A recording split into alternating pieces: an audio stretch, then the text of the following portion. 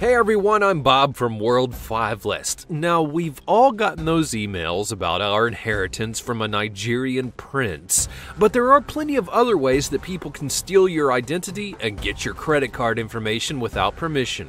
Here now are 8 scams that you need to look out for.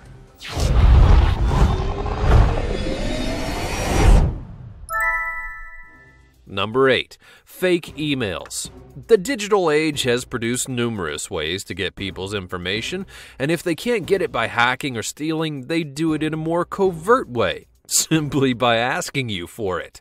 It's really simple and makes it all the more scary.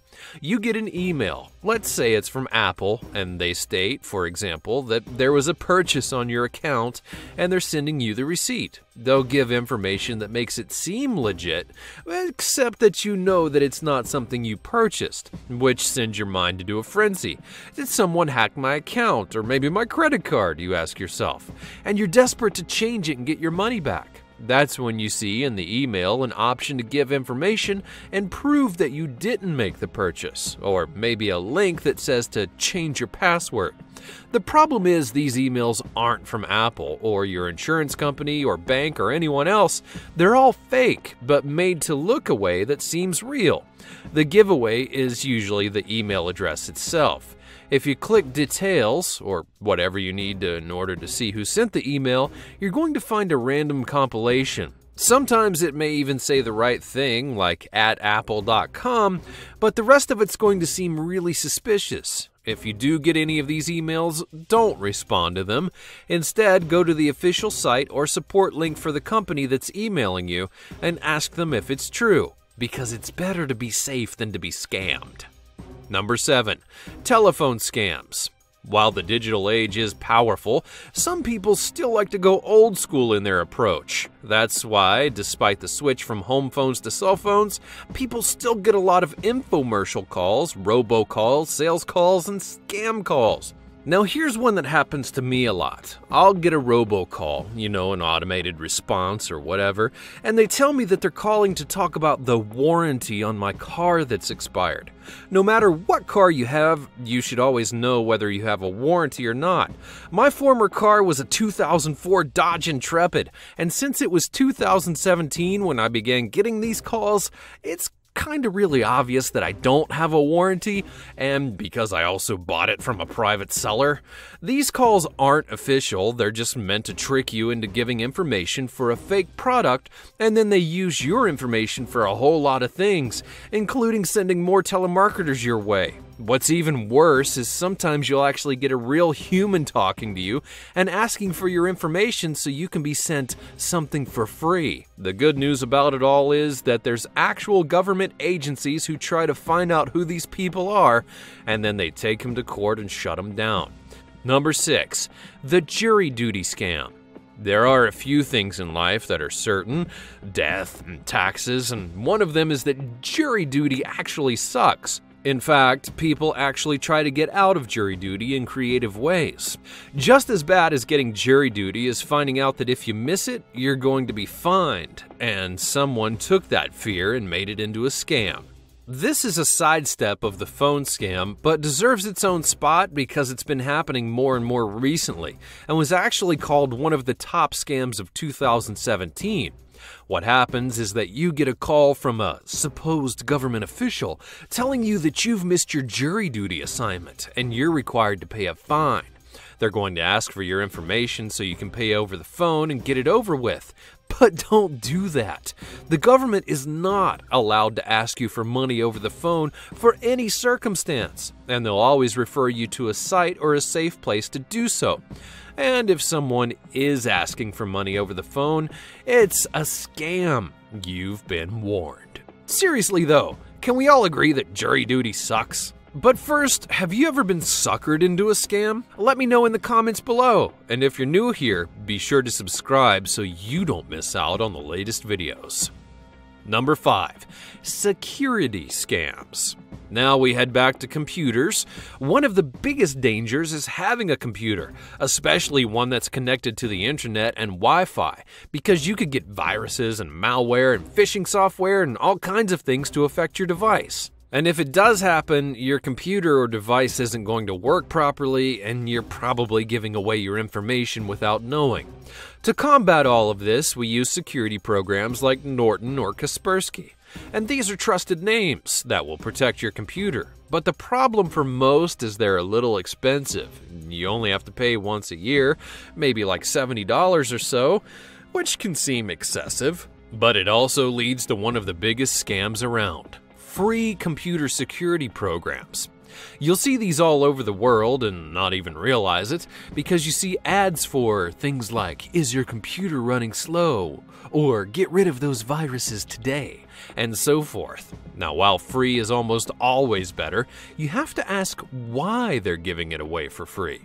The answer is simple: it's a scam. You'll download the program onto your computer, and when it goes up, you're likely infected right away. Trust me, when it comes to the safety of your computer, you definitely want to pay up and ensure that the best protection possible is on there. It's fine to shop around, just do a background check on the program that you want to use. A Google search can save you a whole lot of stress. Number 4, text scams. What's that? You thought your phone was safe? Well, you were wrong.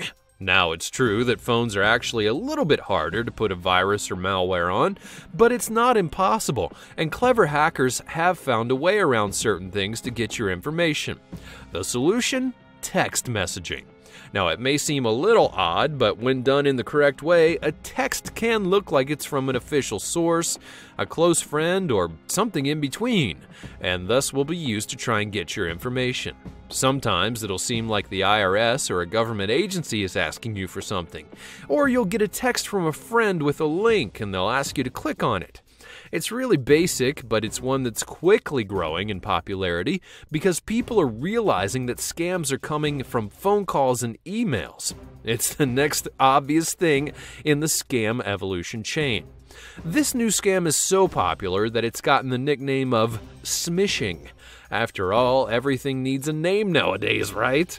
The point is, be extra careful what you put into text messages and be ready to do some double checking in case one of these texts heads your way. Number 3, survey scams. Now, do you mind if I ask you a few questions? I only need a little information.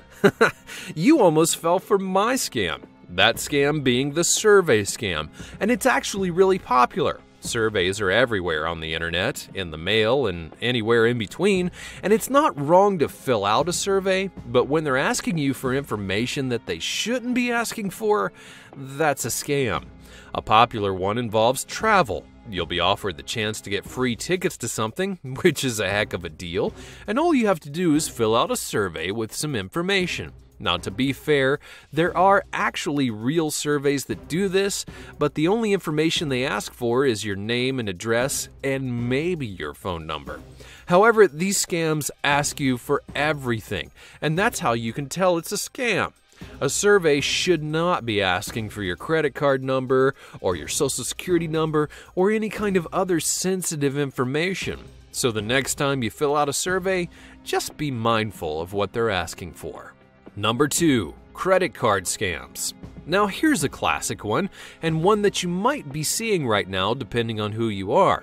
Picture this. You go to the mailbox, a physical mailbox. Those things still exist, and you probably have a bunch of mail falling out of it, and in it is a letter saying that you've been pre-approved.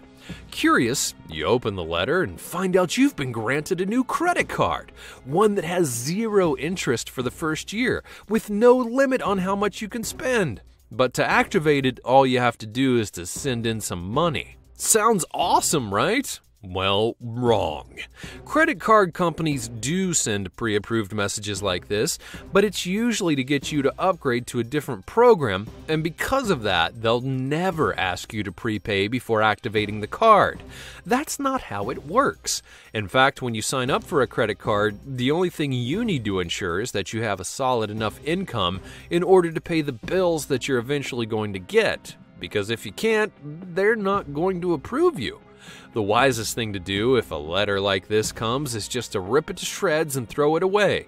Be confident in the card that you have already, or even better, don't have any credit cards at all. Number 1. Disaster scams and relief scams. The point of a scam is to con people out of their money or valuables. But the problem is that people can be really savvy with their money, and so you have to entice them to give it to you. And nothing does that more than the desire to help other people after a disaster. When bad things happen, most people usually rise up and tend to give their time, money, and belongings to others in need. Scammers are well aware of this, and they exploit it. So they'll go and make emails and phone calls and texts and even letters and guise themselves under the veil of a charitable organization, all in order to get you to give them money or information for their cause, even when their cause is themselves. Avoiding this one is a little bit easy, as long as you have a clear head. It's okay to want to donate money and help people out, but you should probably go to the official country and worldwide known causes, like Goodwill or Matthew 25 Ministries. Know where your money is being donated so that you don't get taken advantage of. Thanks for watching. Have you heard of or encountered any of these scams that people should be wary of? Let me know all about it in the comments below. Be sure you're subscribed, and I'll see you next time on World 5.